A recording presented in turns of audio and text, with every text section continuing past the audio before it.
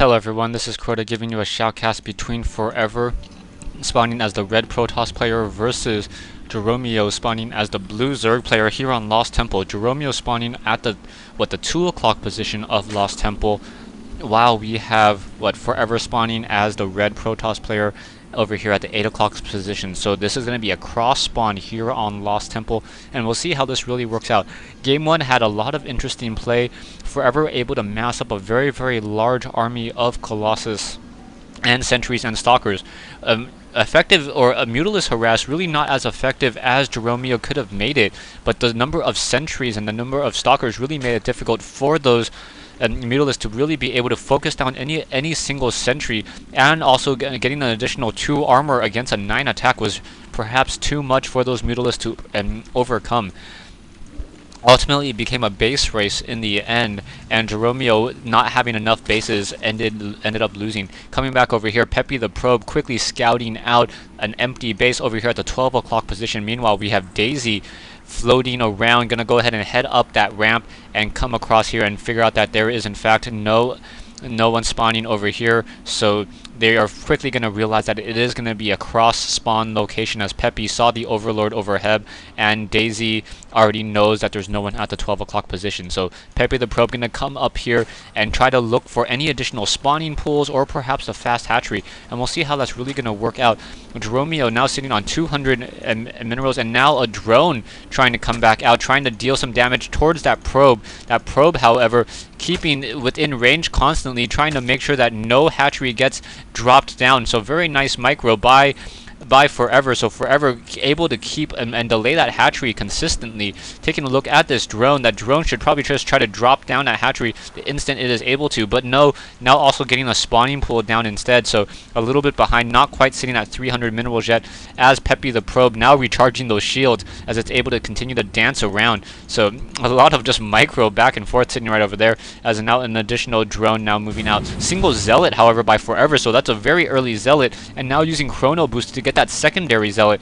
Taking a look out also at the income, we have 16 harvesters for Forever, while Jeromeoh only has 15, and now in comes this hatchery. So hatchery already being put down as a drone, once again trying to push back away, and Forever trying to zap it down. Taking a look, we do in fact have some Zerglings being produced, 6 Zerglings to be exact. And it looks like this hatchery will in fact go up without any real issue, as those Zerglings will be coming down that ramp in just a moment. Zealot trying to perhaps delay that hatchery, force him to cancel it, but in come those Zerglings. So 2 Zerglings, 4 Zerglings now coming in. And now that hatchery, although it's down to 400 hit points, should not be able to really do anything here. You're going to get a zap. Down goes 1 Zergling. Another Zealot trying to pull back away. And while those Zerglings really getting taken down, Forever doing a really good job microing. Now having 2 Zealots, and there's only 4 or 6 Zerglings now trying to come back in. One of those Zealots that were low on hit points now trying to take down the rest of those Zerglings, and an additional Zealot coming in. So it is now an even number of Zealots versus Zerglings. The Probe was taken down, however, and now there's 3 Zealots trying to take down this hatchery.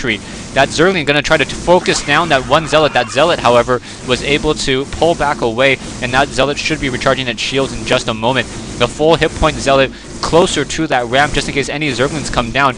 Hatchery will in fact be destroyed, and out come those Broodlings. Broodlings want revenge for taking out their home, and it looks like those Broodlings are just going to die due to that timer. There they go, as those Zerglings once again trying to re-engage. 4 Zerglings trying to push back away, trying to do a little bit of a dance back and forth, but those 4 Zealots being microed so well by Forever.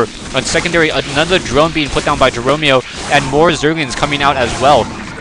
I do not see a single queen yet, or the queen is not moving over in terms of this fight, and now that drone now trying to come back away. Zerglings being able to just engage those Zealots, 1 single Zealot down to 21 hit points, and still a lot of engagement back and forth. Those Zerglings should consider trying to fight on that creep, as that queen will then once again be able to engage those units. That queen able to move fairly well on that creep, but not able to move at all, essentially not able to move very fast at all on that normal ground. So that queen really is just some sort of base defense. Taking a look over here, we now have a Roach Warren being put down, so Jeromeoh now trying to get Roaches. Taking a look back over here, however, Forever now getting the Cybernetics core and an additional gateway.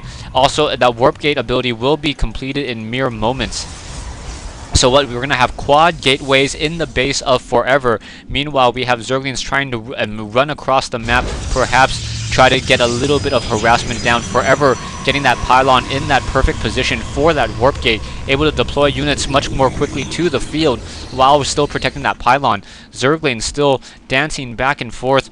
Perhaps those dozen Zerglings will be able to take down these zealots, or they're getting overzealous, and that's pretty much too much of an army to really take down. Stalkers now being warped in, so those Stalkers acting as an additional range unit will be in fact able to focus down those Zerglings, and those Zerglings do not really stand a chance. We really need some roaches at this stage in the game. 3 Stalkers now being warped in, and we also have a secondary pylon being built, so those Zerglings, even if they get around that corner, will not be able to run up the ramp, as it has been nicely blocked. Overlord getting revealed by that Xel'Naga watchtower.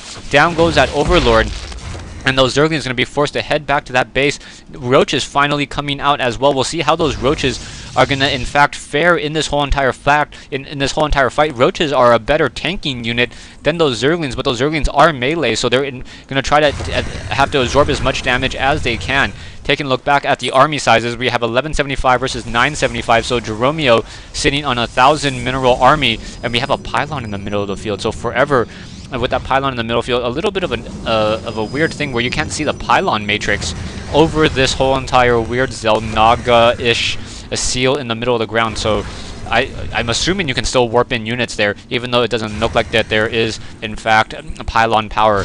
Taking a look back over here, I need to stop saying that. Stalkers doing a little bit of nice focus firing, and now getting a couple force fields down. So those units, so that the force field was probably in a little bit of a weird position, as those Roaches now going to be coming in single file, and you can really use those sentries to push those Roaches towards you as long as you cast the force field right on top or a little bit behind that Roach, and that Roach will just be forced to just try to do that, a little bit of that engagement. Forever does not have hallucinations, I don't believe, so will not be able to come up that ramp that easily. And now casting a force field for no real reason, and he's gonna be really delayed in trying to press this ramp and this choke point. We have a couple of Roaches. Those Roaches perhaps should try to sit down closer towards this ramp and then really engage and really punish him for trying to come back up. And now losing a single Stalker very, very easily for this whole entire fight. Also Roaches coming in, so Roaches should probably be positioned over here as well before Forever is able to get hallucinations, to get a hallucination Phoenix or an Observer overhead, or perhaps before a robotics facility comes up. I do not see a robotics facility in the base of Forever, however. Taking a look at the army sizes, and I still need to stop saying that, 2675 versus 1450, and you can already determine that this is going to be the beginning of the end for Jeromeoh. Jeromeoh, unless he pulls off some major changes, is really going to have a hard time trying to fight back. Queen has plenty of energy for, in fact, spawn larva, and coming back over here, we have that sentry trying to push up on that ramp side, and if they just try to like push on those, drop down some force fields and then like move up this ramp, it would in fact work. Trying to like drop some force fields there and then move those Roaches back. Roaches are now going to be stuck, and that's going to be really bad positioning for those Roaches.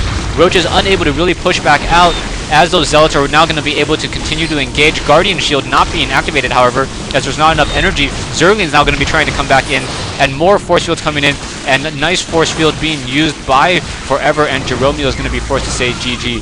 Thanks for watching, thanks for listening. I hope you guys enjoyed this replay here from Lost Temple.